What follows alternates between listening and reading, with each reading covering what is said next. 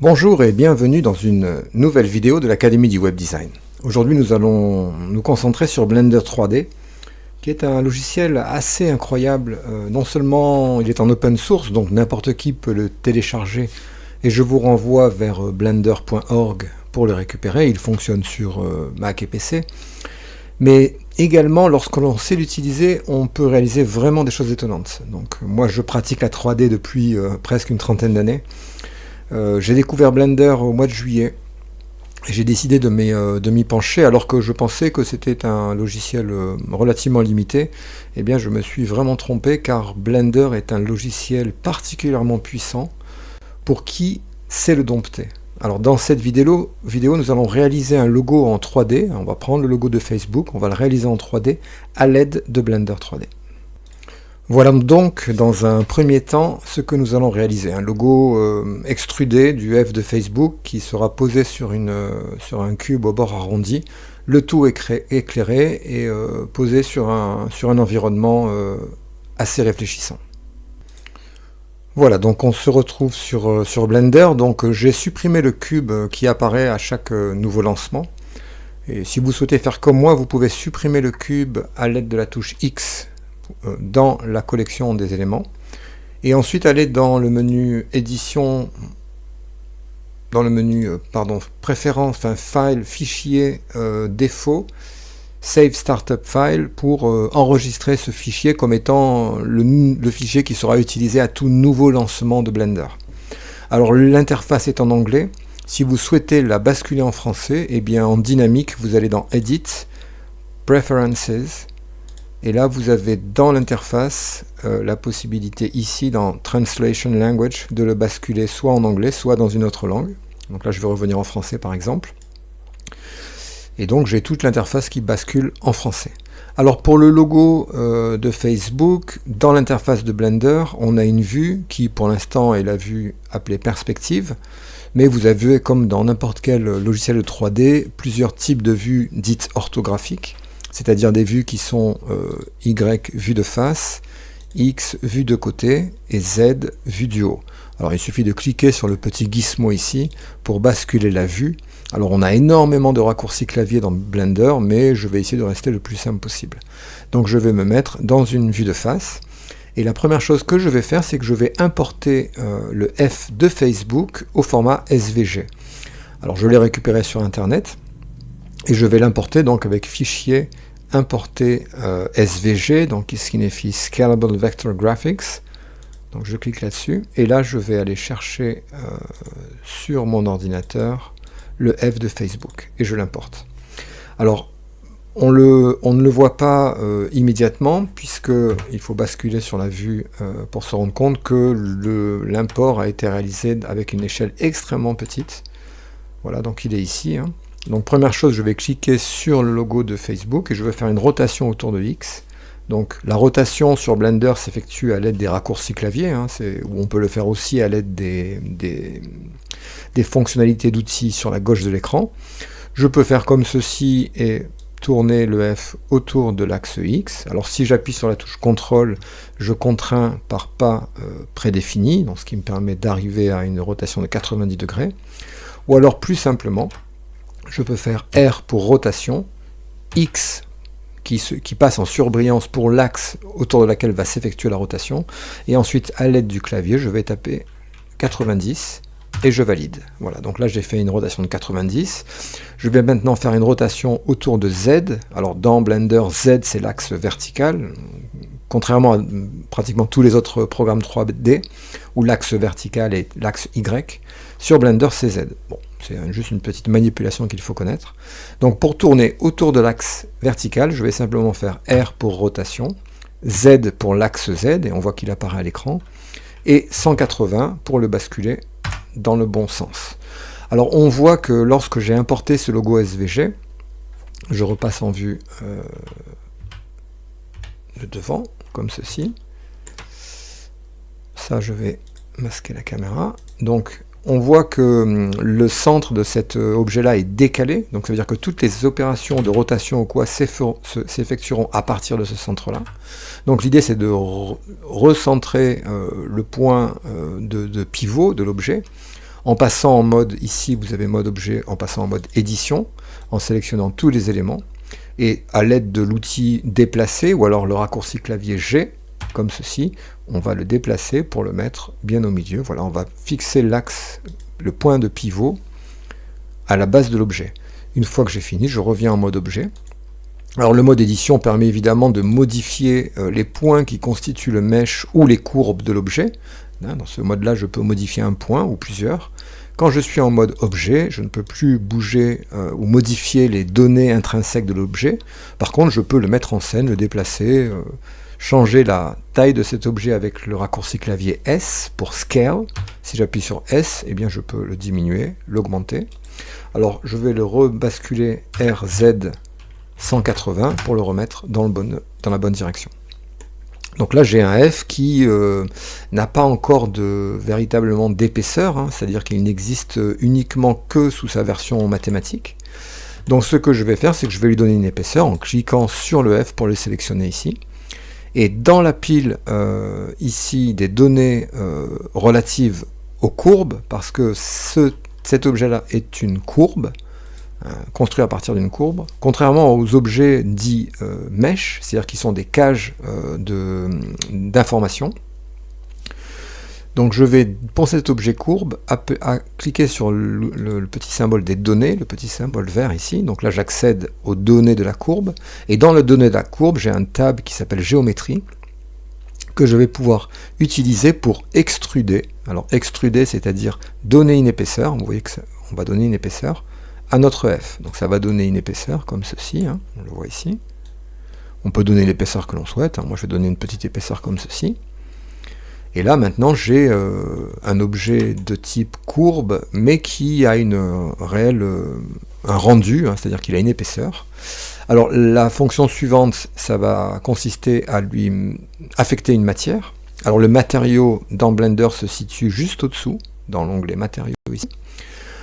Alors je vais supprimer ce matériau qui a été importé avec le SVG, donc là on voit que par défaut on a la couleur défaut de Blender, c'est-à-dire l'espèce de blanc un peu cassé. Donc je vais, en cliquant donc sur l'objet en mode objet toujours, cliquer sur matériaux, et ensuite sur nouveau, de façon à définir un nouveau matériau, qui est le matériau qu'on utilise généralement dans Blender, le BSDF guidé.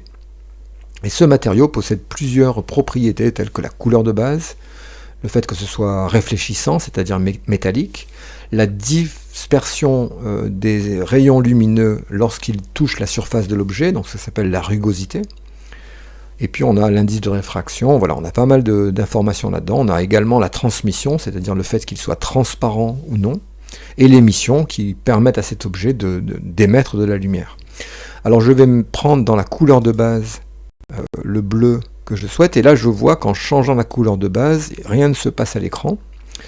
Alors pour que je puisse voir ce qui se passe à l'écran, il faut que je positionne le viewport principal dans un mode qui me renvoie les textures des objets qui sont affichés. En haut de l'écran, sur la gauche, on a 4 modes d'affichage différents. On a le mode ombrage fil de fer, objet filaire. Alors on voit la structure interne de l'objet. Donc là on peut déjà se rendre compte que la structure interne n'est pas terrible, hein. C'est-à-dire que le SVG a bien été interprété, mais on voit que c'est pas un mesh qui est, c'est-à-dire une cage de filaire qui est assez bizarroïde. Il y a beaucoup d'informations ici, très peu ici, beaucoup d'informations horizontales au milieu. Donc pour le coup, il faudrait fixer ce problème-là. Alors pour le fixer, on va déjà le fixer simplement parce que si je veux par exemple tordre l'objet un peu plus tard, eh bien là j'aurai beaucoup de mal puisque la structure interne de l'objet n'est pas homogène, n'est pas cohérente et n'est pas harmonieuse. Alors je peux utiliser pour ce faire un modificateur, c'est-à-dire qu'en sélectionnant l'objet F ici du Facebook et en allant dans la clé à molette, les modificateurs, je vais pouvoir ajouter un modificateur. Alors un modificateur, c'est une opération mathématique qui est appliquée juste avant l'affichage, donc c'est quelque chose qui n'est pas destructif, en tout cas qui n'est pas destructif jusqu'au moment où on l'applique réellement, et à ce moment-là, eh bien, il viendra modifier la structure de l'objet, et on ne pourra plus modifier ses paramètres. Mais pour l'instant, j'ai donc en cliquant sur le modificateur, j'ajoute un modificateur, ce modificateur, c'est dans l'onglet Générer, le remaillage. Donc le remaillage, c'est un recalcul de la structure du mesh de l'objet. Alors on voit que pour l'instant, on a 4 méthodes différentes. Une méthode de type bloc, une méthode de type douce, une méthode de type dur et une méthode de type voxel. Alors attention aux paramètres ici, puisqu'il faut avoir un ordinateur assez puissant si on veut ne pas avoir trop de problèmes. Donc moi je vais basculer en mode adoucir et je vais augmenter la profondeur ici, 4, et vous allez voir qu'en augmentant, alors en réduisant on arrive à un objet qui est très très peu défini, mais en augmentant à 5, voire à 6, voire à 7, on va arriver à un objet qui a beaucoup plus de densité de maillage. Donc là, pour moi c'est parfait, je vais rester comme ça. Et je vais basculer donc dans le deuxième mode qui est le mode standard, mais dans ce mode là d'affichage, c'est-à-dire la petite boule blanche, les matériaux ne sont pas appliqués, donc on voit qu'il est toujours blanc. Pour pouvoir voir les matériaux, il faut que je bascule dans le troisième mode, qui est le mode ici, celui-ci, ombrage de la vue. Et là, j'ai maintenant le matériau qui est appliqué à mon objet. Donc là, c'est parfait. Le dernier type de visualisation d'ombrage de la vue, c'est en utilisant le moteur de rendu que j'aurais sélectionné ici, dans les paramètres de rendu. Alors moi j'ai mis, donc on a 2 moteurs principaux dans Blender, on a Eevee qui est un moteur pratiquement temps réel, mais qui n'est pas un moteur dit Ray Tracing, c'est-à-dire un moteur avec une qualité extrême, par contre il est très rapide. Et on a un deuxième moteur qui s'appelle Cycles, et Cycles, lui, est un moteur Ray Tracing, donc un moteur avec une très très grande qualité, mais évidemment il faut plus de puissance sur son ordinateur pour ce mode-là. Si vous avez une bonne carte graphique, eh bien, il vous suffit de cliquer sur le périphérique calcul GPU. Moi j'ai une bonne carte graphique, donc je me mets sur le calcul GPU pour que la carte elle-même calcule les rendus. Si ce n'est pas le cas, vous pouvez basculer sur CPU, c'est-à-dire sur le microprocesseur de votre ordinateur, auquel cas ce dernier sera utilisé pour effectuer les calculs. Donc le dernier mode, en fait, va me permettre d'appliquer les rendus, les paramètres qui sont affectés au moteur de rendu pour avoir un rendu en temps réel de mon objet. Alors ça va mettre un peu plus de temps à l'affichage, quand je vais effectuer des modifications, on le voit. Alors on voit qu'ici, pour l'instant, il n'y a pas beaucoup de rendu, en tout cas, c'est pas très intéressant. Pourquoi? Parce que je n'ai pas positionné mes informations de lumière. Ici, j'ai un spot, par exemple, et on voit que ce spot, je vais passer en vue du dessus, le spot qui est là, en fait, se trouve très loin ici. Alors, c'est ce spot-là, donc je vais passer en vue du côté. On le voit, donc je peux prendre le spot et déjà, avec l'outil de déplacement, le déplacer ici, comme ceci. Je vais venir le mettre un peu plus près. Je vais faire une rotation avec la touche R pour venir l'afficher, l'éclairer, pardon, comme ceci. La touche 0 me permet de revenir devant, donc là je vais basculer dans ce sens-là. Donc on va voir comment j'ai positionné la lumière. Donc là je suis bien positionné, je vais un petit peu réduire mes informations lumineuses et je vais les déplacer vers voilà, mon F, de façon à avoir un éclairage qui va dépendre évidemment, une fois que le spot est activé, des paramètres de données d'éclairage. Ici, c'est la petite ampoule verte que je vais pouvoir, alors j'ai 10 watts de puissance lumineuse, c'est pas grand chose, je peux passer à 250 watts, c'est un peu trop, 100 watts, et on peut diminuer un peu pour, voilà, 60 watts me paraît bien. Alors attention, ces paramètres de watts sont relatifs évidemment à la taille des objets. Plus les objets sont petits, eh bien plus ils réagiront à des watts minimaux. Plus les objets seront grands et plus il faudra charger en watts les éclairages afin qu'on voit bien les objets. Donc là, moi ça me va. Si je fais un rendu ici en mode ombrage de la vue, bon, c'est pas excessivement intéressant puisque j'ai juste un spot dans ma scène. Alors je vais rajouter une image HDRI. Alors une image HDRI, c'est une image particulière qui sert, dont les données servent à éclairer les scènes. On les positionne dans l'onglet Monde ici, donc on clique sur l'onglet Monde. Là on a dans l'onglet, enfin surface couleur, donc il suffit de cliquer sur le petit rond jaune ici, et là on a accès à un certain nombre de paramètres que l'on peut associer à la couleur du monde.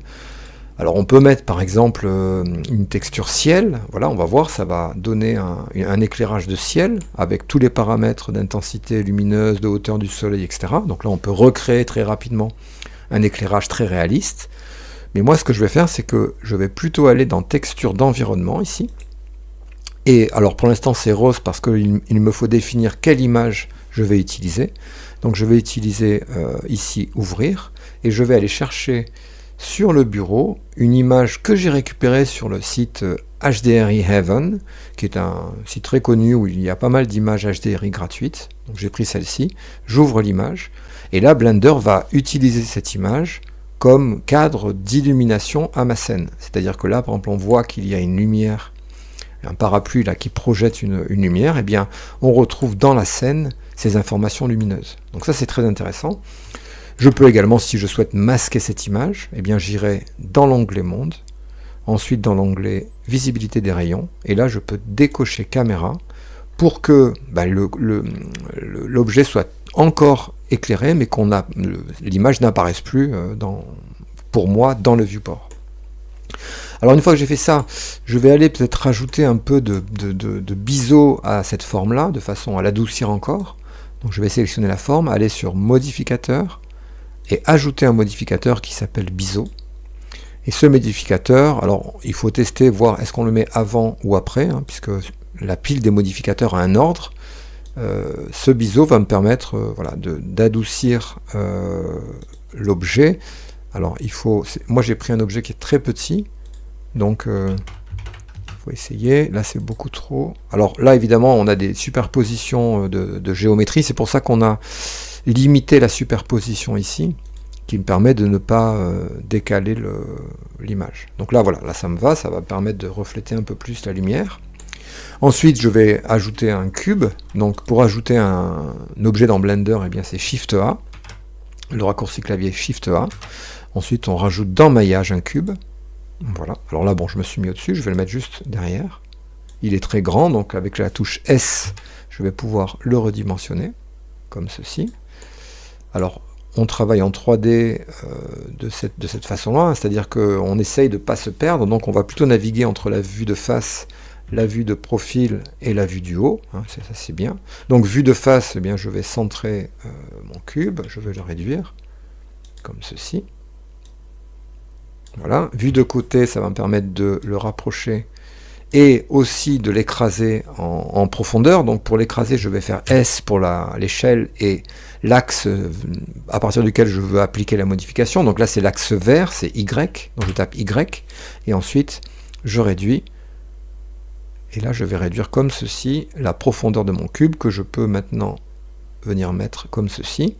Alors la molette, lorsqu'on appuie sur la molette, ça permet de effectuer des rotations de la vue. Donc là c'est bien comme ça. Ce qu'il faut maintenant, c'est que je vienne biseauter le cube. Alors pour biseauter les cubes, j'ai plusieurs solutions. Je peux aller sur le modificateur et ajouter, comme tout à l'heure, un modificateur de biseau. Voilà, donc là il va biseauter le cube. Je peux venir en mode fil de fer pour vous montrer. Alors très important ce mode fil de fer, il y a le mode rayon X qui permet de modifier ce qu'on ne voit pas à l'écran. C'est important parce que si on désactive ce mode, on ne modifie que ce qu'on voit à l'écran. Donc si je suis en mode édition par exemple de points, eh bien je ne pourrai pas modifier ce que je ne vois pas. Donc généralement on l'active avec le mode fil de fer. Mais dans ce cas précis, si je décale, vous voyez, le biseau, on voit que ça c'est la profondeur du biseau, la quantité. Le nombre de segments, combien de segments je veux appliquer à ce biseau. Alors je vais repasser en mode rendu. Et là, là moi ça c'est bien, c'est parfait. Alors une fois que j'ai fait ça, je peux venir effectuer appliquer un matériau donc à ce cube. Donc je vais aller sur matériaux. Je peux créer un nouveau matériau, ou je peux sélectionner avec la petite map monde à côté le matériau que j'ai déjà créé pour le cube, c'est-à-dire qu'à ce moment-là, les deux objets partagent le même matériau. D'ailleurs, vous voyez, si je change la couleur du matériau, les deux objets sont impactés. Donc ça, si je souhaite découpler le matériau du cube du matériau de mon logo Facebook, eh bien, il faut que je sélectionne le cube, et lorsque dans la vue des matériaux, Ici, là où on a 2, donc ça signifie que 2 objets partagent ce matériau, il me suffit de cliquer sur ce 2 pour que le matériau s'appelle maintenant matériau.002 et qu'il soit indépendant de l'autre. Donc maintenant, si je change la couleur de ce matériau, eh bien seul le matériau changera. Donc une fois que j'ai fait ça, je vais rajouter donc un effet métallique, hein, c'est-à-dire une réflexion, de façon à ce que ce soit plus métallique. Donc si je monte la réflexion ici, il ne va pas se passer grand-chose. Alors pourquoi ? Parce que j'ai la rugosité qui est importante. La rugosité, c'est la dispersion des rayons lumineux, donc c'est un matériau qui est dit rugueux. Pour avoir un matériau de type lisse, je vais baisser la rugosité, et vous allez voir que lorsqu'on va arriver à une rugosité pratiquement à 0, là je vais avoir un matériau complètement lisse qui va me refléter ce qui se trouve dans mon image. Hein, vous voyez, on voit bien ici les reflets de mon image HDRI. Voilà, donc là il suffit donc de mettre toujours un tout petit peu de rugosité parce que dans la vie réelle, il y a quand même un peu de rugosité. Voilà. Et je peux réaliser maintenant sur mon autre matériau Facebook éventuellement la même chose. Donc je vais baisser un peu la rugosité et augmenter le fait qu'il soit métallique. On voit, maintenant il va refléter beaucoup plus la lumière. Voilà, donc l'objet cube n'est pas assez saturé, donc je vais saturer la couleur et je vais aller faire cela un peu plus simplement. Voilà. Vous voyez, on voit bien le reflet de la source lumineuse de mon image HDRI. Alors ensuite, pour le rendu de cette image-là, si on veut l'intégrer dans un fond particulier, on pourrait par exemple créer ici un nouveau maillage de type plan. Alors un plan qui par défaut ne possède que 4 points, aux 4 coins de ce plan, c'est pas suffisant. L'idée c'est de venir éditer en appuyant sur Tab ou en cliquant ici sur Mode Édition, de venir appuyer sur la lettre A sur le clavier pour sélectionner tous les points, les points, les arêtes ou les faces. On peut travailler dans les 3 modes, donc je vais faire point. Et ensuite avec le bouton droit de la souris, venir subdiviser une fois, et là on va rajouter dans la petite fenêtre qui apparaît en bas le nombre de coupes qu'on souhaite effectuer. Donc là je vais effectuer une subdivision avec 90 coupes de façon à avoir beaucoup de faces à ce plan, ce qui va me permettre de pouvoir le déformer. Alors pour déformer ce plan, je pourrais utiliser un modificateur de type déformé ici, où j'ai pas mal de modifications, notamment de déplacement. Alors le déplacement c'est assez intéressant. Le déplacement, ça signifie en fait une modification de la position de chacune des faces de l'objet. Comme j'ai beaucoup de faces dans ce cas précis, pour l'instant, toutes les faces ont été déplacées de la même force ici. Donc là on voit, on déplace en fait la forme en entier. Mais à côté du déplacement, vous voyez, il y a nouvelle ici, et là je peux donc associer une carte à ces déplacements. Donc je fais une nouvelle.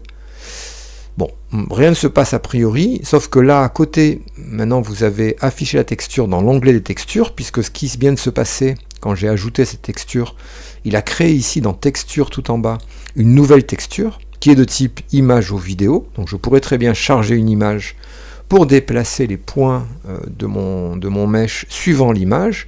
Mais je peux également, on a beaucoup d'autres possibilités de déplacement. Par exemple, je peux prendre un déplacement de type bruit. Et si je prends bruit, vous voyez que les faces vont être déplacées par rapport à cette carte de bruit. Donc ça c'est intéressant parce que ça me permet de pouvoir prendre par exemple nuage, et ça me permet d'avoir des déplacements qui vont dépendre des paramètres de cette texture de type cloud, nuage. Alors je peux changer ici le fait que ce soit plus ou moins zoomé ou pas, la profondeur du déplacement. Bon, il y a pas mal de paramètres qu'on peut mettre là-dedans. Alors on va laisser comme ceci par exemple. Je vais me rapprocher un peu avec les éléments. Ensuite je vais cliquer sur la caméra ici de façon à positionner ma caméra. Alors pour rentrer dans la vue de la caméra, eh bien on va appuyer sur la touche 0 qui permet de voir la caméra. Alors quand je suis en touche 0, si je bouge, voilà, la caméra bouge bien. Par défaut, a priori, souvent, vous allez avoir ça, c'est-à-dire que vous allez tenter de bouger la caméra, et bien en fait c'est la vue qui va bouger. Vous allez revenir tout de suite en perspective utilisateur, vous voyez en haut à gauche. Donc si je suis en caméra perspective, je bouge, hop, je reviens en perspective utilisateur.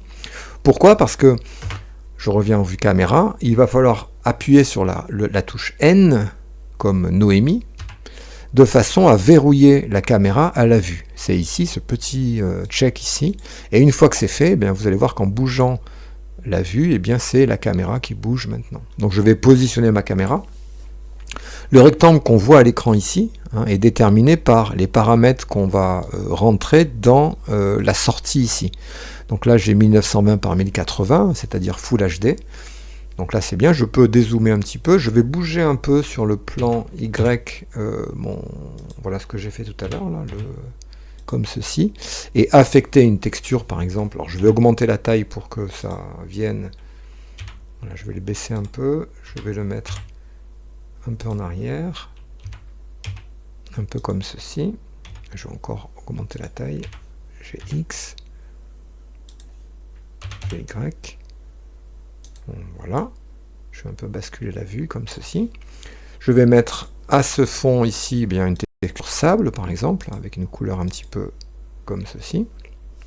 Alors on pourrait travailler plus la couleur, moi je veux juste vous montrer pour l'instant des choses qui soient simples et efficaces. Je vais prendre les deux éléments que je vais monter un petit peu GZ un petit peu au-dessus. Et une fois que j'ai réalisé le placement de mes éléments sur le cadre de la caméra, ici, avec la caméra activée, je vais pouvoir appuyer sur F12 pour réaliser un rendu. Donc je clique sur F12, l'ordinateur calcule le rendu, et voilà donc ce que ça va donner. Donc j'ai réalisé, alors on voit qu'ici on a un problème de lissage sur les biseaux, notamment de ma forme. Donc ce que je vais faire, c'est que je vais revenir dans la vue de Blender, et avant de lancer le calcul, je vais sélectionner les deux, je vais sélectionner le cube, et avec le bouton droit de ma souris, je vais lancer un ombrage lissé automatique, donc ce qui va avoir pour but de lisser la figure, et sur le F, pareil, je vais lancer un ombrage lissé automatique, et ensuite je vais relancer le calcul, F12, de façon à recalculer l'image, et ça va donner donc à l'arrivée ceci. Donc cette image-là, après, vous pouvez l'importer autre part. Moi, ce que je veux dans cette série de vidéos sur Blender, en tout cas avec celle-ci, c'est vous montrer que Blender est un logiciel que l'on peut simplement utiliser, mais qu'il faut s'y investir pour bien l'utiliser. Si vous avez des questions, c'est dans les commentaires, et je vous dis à bientôt pour une nouvelle vidéo de l'Académie du Web Design.